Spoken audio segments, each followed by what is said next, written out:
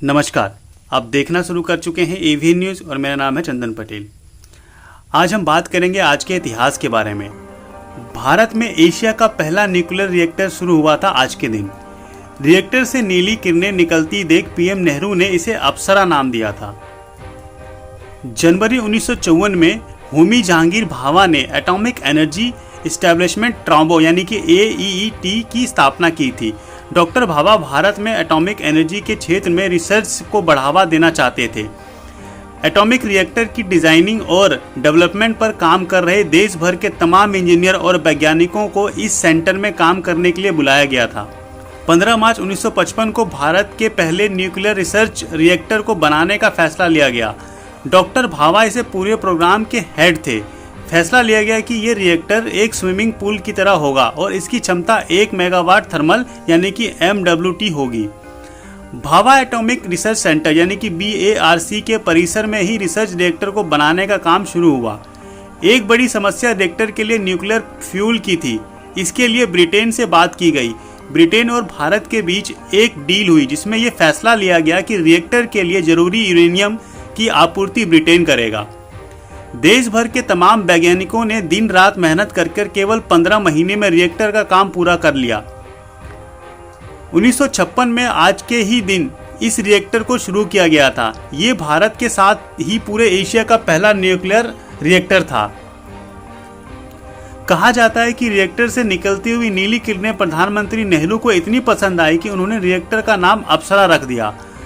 अगले कई दशकों तक रिएक्टर का इस्तेमाल एटॉमिक एनर्जी से जुड़ी रिसर्च करने में किया गया। साल 2009 में रिएक्टर की क्षमता बढ़ाने और मेंटेनेंस के लिए इसे बंद किया गया। रिएक्टर की क्षमता को 1 से बढ़ाकर 2 मेगावाट थर्मल यानी कि MWT किया गया और फ्यूल भी भारत में ही बनाया जाने लगा। 10 सितंबर 2018 को दोबारा इस रिएक्टर को शुरू किया गया। ये अप्सरा का अपग्रेड वर्जन था, इसलिए इसे अप्सरा यू या अप्सरा अपग्रेड का नाम दिया गया। –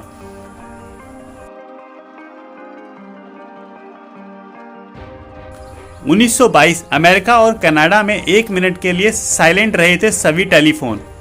10 मार्च 1876 अलेक्जेंडर ग्राहम बेल ने अपने असिस्टेंट को फोन किया और कहा, मिस्टर वाटसन इधर आइए। बेल के ये शब्द इतिहास में दर्ज हो गए। ये किसी टेलीफोन कॉल पर बोले गए दुनिया के सबसे पहले शब्द थे। इसने दुनिया में नई संचार क्रांति को जन्म दिया। बेल के इस आविष्कार के बाद टेलीफोन काफ़ी फेमस हुआ। बेल ने कॉरपोरेशन के नाम से खुद की कंपनी भी बनाई जो टेलीफोन बनाने का काम करती थी। हालांकि कंपनी बनाने के 2 साल बाद ही बेल ने अपनी कंपनी के बोर्ड ऑफ डायरेक्टर पद से इस्तीफा दे दिया था और रिसर्च और समाज सेवा के कामों में लग गए। अगस्त 1922 तक पूरे अमेरिका में 14 करोड़ फोन बिक चुके थे। 2 अगस्त 1922 को ग्राहम बेल का निधन हो गया। आज के ही दिन 1922 में दफनाया गया। बेल को श्रद्धांजलि देने के उद्देश्य से पूरे अमेरिका और कनाडा में 1 मिनट के लिए सभी फोन बंद किया गया। 4 अगस्त को इन महत्वपूर्ण राष्ट्रीय अंतर्राष्ट्रीय घटनाओं की वजह से ही याद किया जाता है। 2018 वेनेजुएला के राष्ट्रपति निकोलस मादुरो पर एक लाइव टीवी इवेंट के दौरान ड्रोन से हमला किया गया। हालांकि मादुरो को इस हमले में बच निकले।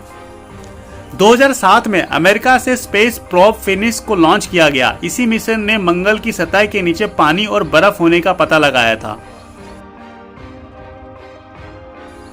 2000 ब्रिटेन की महारानी एलिजाबेथ ने अपना 100वां जन्मदिन मनाया था। वह शाही घराने की पहली सदस्य हैं जिन्होंने उम्र का सैकड़ा पार किया। 1961 में अमेरिका के पहले अश्वेत राष्ट्रपति बराक ओबामा का जन्म हुआ था। –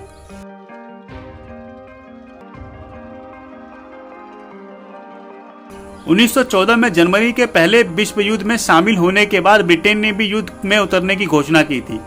तो दोस्तों ये खबर यहीं तक थी। ऐसे ही खबरें और ऐसी ही जानकारी के लिए जुड़े रहिए एवी न्यूज के साथ में। अगर आपने एवी न्यूज को सब्सक्राइब नहीं किया है तो एवी न्यूज को सब्सक्राइब करें, वीडियो को लाइक करें, ज़्यादा से ज़्यादा शेयर करें, बेल आइकन जरूर दबाएं और कमेंट करना ना भूलें। बहुत बहुत शुक्रिया दोस्तों। जय हिंद, जय भारत।